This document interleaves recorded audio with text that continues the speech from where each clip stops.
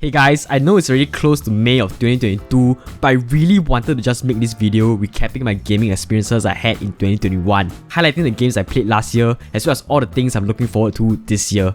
So without further ado, here's my extremely long overdue reflection and a look back at 2021. I've only managed to finish 17 video games in the year of 2021. At a quick glance here, there really weren't that many heavy hitters in this lineup. This lineup of games definitely pale in comparison to the games I finished in 2020. But one thing I did observe was that the games I finished in 2021 had a more healthier mix of catching up on backlog, as well as experiencing the newer releases. Whereas in the past, I'll be spending more time on finishing games released from earlier years. Kinda in the style of a patient gamer, waiting for games to go on sale before buying. However, in 2021, maybe it was finally the fact that I'm an adult, I can kind of justify buying games at full retail price, but at least for the games I really care about. Another key observation is that 2021 was the first year where I actually finished a few Metroidvania games. I've always tried dipping my toes into the genre with games like Hollow Knight, Castlevania and Dead Cells, but it's really a genre that I couldn't get into. Until last year, of course, with so much resurgence in the Metroid franchise, which actually compelled me to try out the 2D Metroid games. So I'm kind of satisfied that I finally finished a few Metroidvanias, even though they are all Metroid games. Anyway, as per usual of my yearly recap, I'll be highlighting 3 different games I finished in 2021, with the third game being my game of the year. The first game I want to talk about is Xenoblade Chronicles Definitive Edition, and the reason why I wanted to highlight this game is not necessarily to talk about how great the game is. In fact, I've already done that in my 14-minute video review, but the reason why I want to talk about Xenoblade 1 is because of how it basically changed my hobby of playing video games. Now, I briefly mentioned that 2021 was honestly my first full year as an adult with a full-time job and everything, and Xenoblade 1 made me realize that there just isn't a lot of time to be playing video games as a grown man. Sometimes when you get home from work, you're just so tired you don't really feel like picking up a controller. And Xenoblade Chronicles really exacerbated that feeling, since it is a very expensive and long game that spans upwards to 70 hours or more. And if you recall from my 2020 year in review, I said that Xenoblade Chronicles was gonna be a locked-in game, and I definitely prioritized it among my backlog. Started playing the game as soon as early January. It took me more than a month to actually finish the game. Now, I don't want to come out here and say that the whole game felt like a drag. In fact, once again, I really did enjoy the game a lot. But along the way, there was this prevailing feeling of, do I even have the time to finish it? It also doesn't help that the side quests in Xenoblade 1 are extremely uninteresting, mainly filled with fetch or kill quests. The game just felt like a whole lot of uninteresting padding. Therefore, Xenoblade Chronicles was the first game where it dawned on me that, wow, being an adult sucks. Like the old sentiment goes, when you're young, you don't really have the money to buy video games, but have a lot of time to play them. Whereas when you're old, you have the money to buy them, but just don't have the time to play video games anymore. And honestly, because of this feeling, I started to drift away from long JRPGs in 2021, even though this is probably my favorite genre for the past 3 years. And this can be seen from the rest of the games I finished in 2021. Most of them don't really get above 60 hours. I started to prefer playing shorter games like Catherine, Metroid, Metro, Life is Strange, etc. Experiences that last between 9 to 12 hours. Now, I would say part of the problem has also been this YouTube channel. Before 2020, I was predominantly a handheld player, playing mostly on my 3DS and Nintendo Switch. But ever since I treated this channel more seriously, I had to play most of my Switch games in dock mode, since that's the only way to capture footage. And of course, there's a big difference between the two. Playing longer games in handheld mode would make the grind much more convenient, and makes longer game much easier to tolerate and easier to finish. And also, because I had to set aside time to script, edit and produce all these videos, it definitely also ate up my free time after work. So with all that being said, Xenoblade Chronicles kind of set the tone for my gaming experiences for the entire year, even up to now in May of 2022. Once again, I still love the game a lot, but I do wonder sometimes if I played in 2020, whether I've enjoyed it a little bit more, given I have so much more free time during the good old quarantine season. So with the newest announcement of Xenoblade Chronicles 3 releasing in late July, I'm deliberating maybe just taking leaves or off during August, just to be able to dedicate time to play through the sequel, which once again looks like it's gonna be a huge game. The second game I would like to highlight is actually Life is Strange True Colors. This is a game that came out during a rather rough patch in my life last year in terms of my work and in terms of my mental health. This game was actually the last game I played before officially resigning from my previous job. That was also the main reason why I never got a chance to make a video talking about this game, since I was busy looking for a job and was going for a ton of job interviews.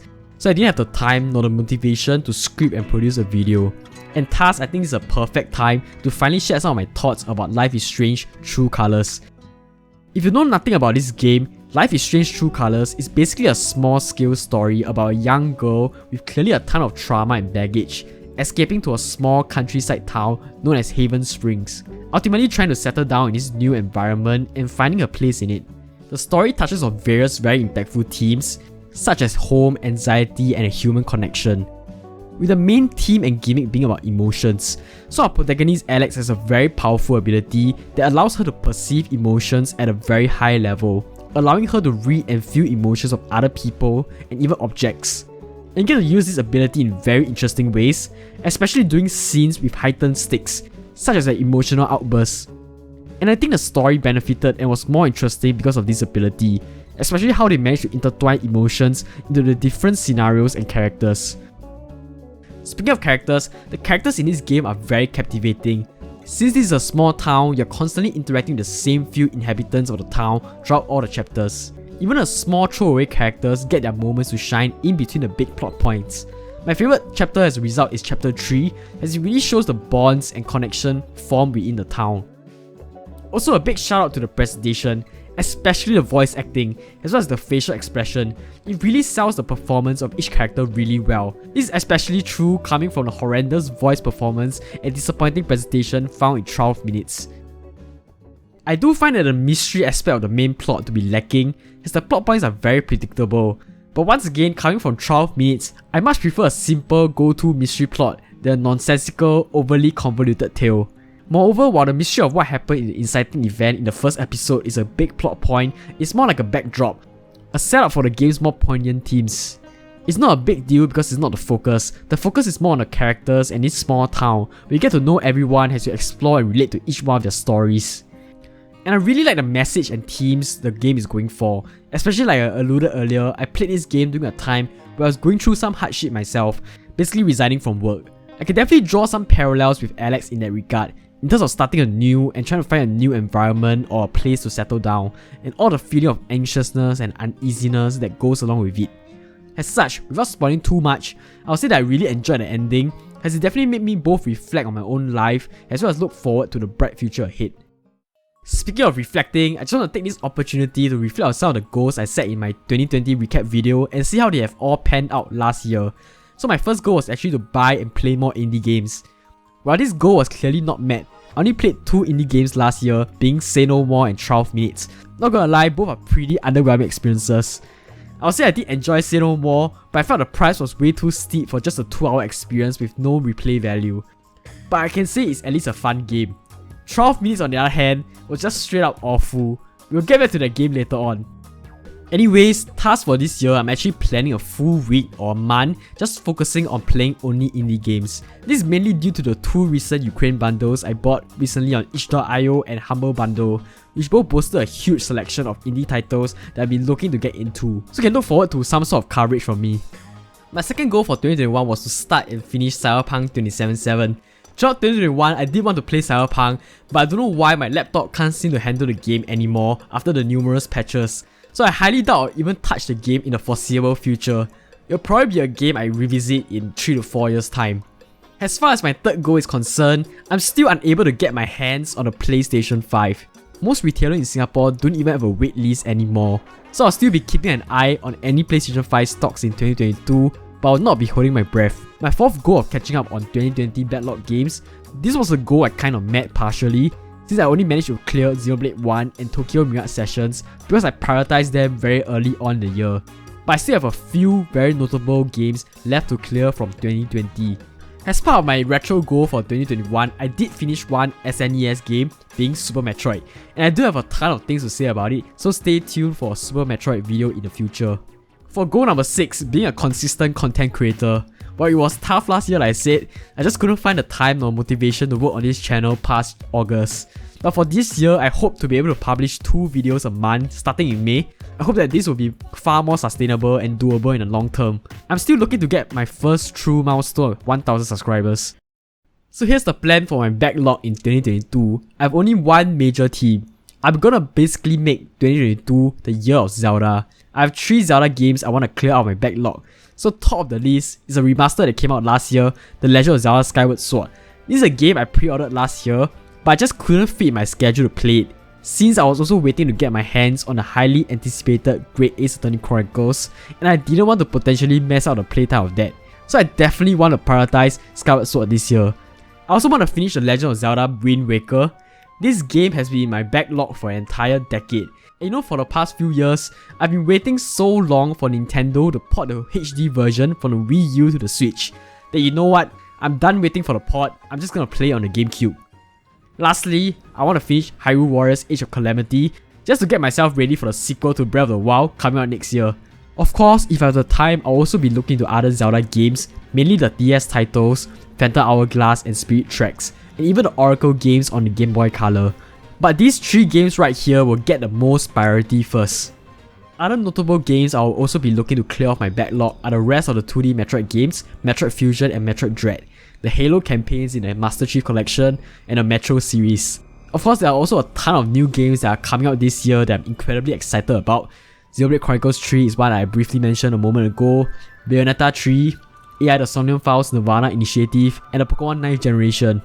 Time will be the true limiting factor when it comes down to playing all these games this year. Alright, time for the best part of this video, my little award ceremony. As usual, I've handpicked 5 different prestigious awards to give out in 2021. Starting with the first award being the Disappointment of the Year award, and the nominees are Super Metroid and 12 Minutes. As for Super Metroid, like I said earlier, I'll definitely be talking about it in a future video, but today is not that day, because my Disappointment of the Year awards goes to 12 Minutes. Guys, this was a game that looked incredibly promising in all of the trailers preceding its release. This is also a game that has been in development for so many years, dating all the way back to 2015. So expectations were pretty high. On top of that, if you guys know me very well, I really love these very narrative-driven mystery puzzle games, especially if they cover mature topics, insane plot twists, and has anything to do with the concept of time. So on paper, 12 Minutes should have been a home run. So holy smoke, when I finished this game, you cannot imagine how disappointed I was. Like, this was one of those gaming experiences that I'll forever remember in my life. When I finished it, I immediately knew I wanted to make a 30-minute video just bashing on this game. In case you ever played it or heard any of the negative press, or even saw my video, let me just summarize for you. 12 Minutes commit multiple cardinal sins in good storytelling, such as using terrible generic tropes, poor writing that results in flat and unlikable characters that are just basically plot devices with little to zero compelling character development, with some of the worst placed twists that feels more shocking than clever, resulting in a mystery story that is both convoluted and simplistic at the same time, which is something I never thought is even possible. And on top of this poor writing, the gameplay is very tedious and boring. Only 2 routes actually matter, and you just keep jumping between the 2 routes until towards the end you have to do some extremely random things to trigger the endings. And the endings themselves are not even worth the effort. It does not conclude the game in any satisfying way. The payoffs felt unearned, leaving players with a weird sour taste in their mouth. By the end of the game, you will be thinking, what's the point? What's the point of the story? What's the point of even playing this game? It managed to overtake Detective Pikachu as the worst game I ever finished. And I genuinely have no idea if any games I play in the future can surpass 12 Minutes in that regard. Shifting gears, the next award is the best 2020 game I played in 2021, and it goes to Tokyo Mirage Sessions Sharp FE Encore. I really like this game, and I think the main reason why is because it's a rather short game, but at least for a JRPG, clocking in at only 35 to 40 hours, even including doing all the side stories and quests. It just doesn't overstay its welcome.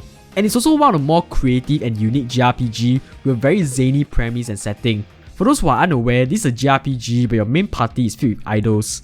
As such, you get a completely unique set of scenarios to play through, such as shooting commercials or preparing for an upcoming drama. The cast of characters in this game are also just so captivating and likable. It also helps that the combat system is a blast to play through. The presentation is also top notch, with the J-pop inspired music tracks being a clear highlight. Just an overall great experience with not much downtime. That's why it slightly edges out Xenoblade 1 as my best 2020 game I played in 2021. The next award is Best RPG, and in 2021 I played quite a lot of high quality RPGs, but I gotta go with Shin Megami Tensei 5. Alright, you know how I made a whole spiel about the length of Xenoblade Chronicles 1 just now? How I felt like I'm drifting away from long JRPGs and those kind of sentiments? But I never felt the same with Shin Megami Tensei 5, and this is a game that took me over 80 hours to finish. Specifically, it took me 17 days to finish it. And the main reason why I never felt like this game drags is because the gameplay loop is just so ridiculously fun. It reminds me a little of Zelda Breath of the Wild. There's always something to do, there's always something to look forward to, such as just exploring new areas, finding new demons, mixing new demons, doing all the side quests, progressing the main story. I can't overstate how addicting this gameplay loop is. And also, of course, the combat system is extremely fun and challenging, with lots of intense boss encounters that can last up to 30 minutes or so. I'll definitely be making a video review on SMT5 in the future, so if you'd like to hear more details about the game, you can stay tuned on this channel for that. With that, the next award is Best Soundtrack. Soundtrack has always been one of the harder awards to judge, because usually good games have a good soundtrack. And for 2021, I've played quite a few good games with amazing soundtracks. Games like Bravely Default 2, Super Mario 3D World plus Bowser Fury, and Shin Megami Tensei 5 comes to mind. But for this award, I'm picking the great Ace Attorney Chronicles. The Ace Attorney franchise always had great music, and the great Ace Attorney Chronicles certainly is not an exception. Almost all the pieces in this game are excellent, from all the great character themes, to the intense trial music, to the very emotional pieces that just pull at your heartstring. Not only does the great Ace Attorney Chronicles meet the series' highest standards in terms of soundtrack, one can argue they may have taken the soundtrack up a notch. This can be seen from how the game is willing to go outside the soundtrack framework of the series, such as having new additional soundtracks to accompany the trial sections. For example, having a theme that plays when a witness comes to a stand, a theme that plays during a verdict, multiple intense themes, such as having a complication theme, a foreboding theme, and for the first time, 2 different suspense themes. In addition to that, there are multiple tracks that are in slight variation to the tracks we heard throughout most of the game, only playing during the more intense scenes. All of these elements created a comprehensive treat to the ears. It's just an incredible soundtrack all around. Alright, finally got down to the most prestigious award here at PixelStun, the Game of the Year. Like I said at the start of this recap video, nothing really truly stands out from this list of games, so the games that did make an impact for me in 2021 really did stand out among the rest. But ultimately, this is a rather easy decision to make, and without further ado, my Game of the Year for 2021 is the Great Ace Attorney Chronicles. As many of y'all should already know, I'm a big long-time fan of the Ace Attorney franchise. I've been a fan for an entire decade ever since trying it out for the first time in 2012. And for those who are unaware, these were the 2 games that eluded us fans for 6 whole years. It was tough to see this game being stuck in Japan with no localization in sight. It was really tough seeing all the hashtag localized DGS getting ignored by Capcom. So when this compilation was leaked in a big Capcom leak in 2020, I couldn't be more excited, as it has been so long since I last played something new related to Ace Attorney, and I had a metric ton of expectations coming to this compilation. This was a game that I purposely blocked off my schedule just to finish them. Not only did this compilation meet my high expectations, it far exceeded them. For me, this compilation redefined what an Ace Attorney game can truly be in the modern era. It's the first game where I felt like Ace Attorney fully evolved in a sense. Of course, Dual Destinies, the 2013 release, was technically the first fully 3D game, and it was a good experience and all, but I can feel like it was just tracking on old grounds set by the earlier games. Whereas the Great Ace Attorney Chronicles just felt like a breath of fresh air was pumped into this 20-year-old franchise. And it's immediately noticeable seeing the 2 side by side one another, with the Great Ace Attorney Chronicles featuring an incredibly stylish presentation, with the models and animation being a clear standout. And I've already talked extensively about the soundtrack earlier. And the thing is, the same care and attention to detail put into the soundtrack is also put into the entire game as well, and it's on full display everywhere from start to finish. Stuff like how this game is a period piece set in the late 19th century in Great Britain and Japan, so you get details like how people talk during that era, how people act, how they are dressed, the laws enacted during that era, the scenario and the technology. Everything is just so well done. Another thing to add is that this is a story that features a Sherlock Holmes universe. It really is a love letter to that, with many references and materials pulled from it. And this is by far my favourite interpretation of Sherlock Holmes by a third party in any medium. It is such a radical twist to that universe and characters, with of course Sherlock Holmes being the obvious standout character.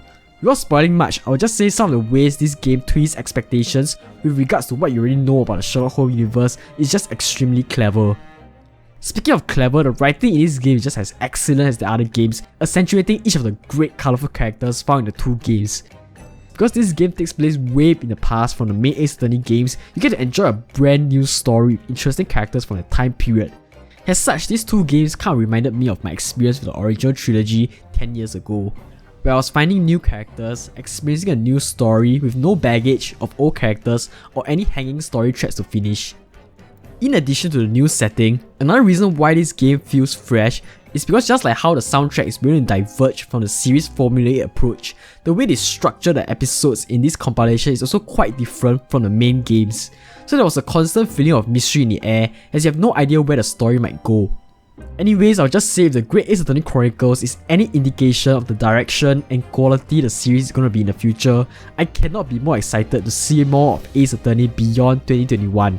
And on a more personal note, my spoilers recap / review of this game was the best performing video here at PixelStun from last year. I was averaging about 100 views daily for a few weeks, and of course you can scoff at such relatively small numbers, but for me it was a huge achievement. And seeing how successful the video did really brought a smile to my face during those few weeks, just waking up every day to see a new comment on the video. And moving forward, you're giving me a new template and idea for all the videos I'm gonna produce in the future. As such, because of all these reasons I stated above, the Great Ace Attorney Chronicles will always be a very special game to me, and it's thus my unequivocally Game of the Year for 2021. And that's that, my recap of 2021. In terms of the whole year itself, I would say as a whole, 2021 hasn't been a great time, especially in regards to my personal well-being as well as my mental health. But you know what? New year, new me, even though it's already May. Like I said earlier, I'm incredibly excited for all the experiences I'll get to have in 2022. And this year from a game perspective is just looking so promising. Do let me know what was your favourite experience you had in 2021 in the comment section below. So long guys, so long.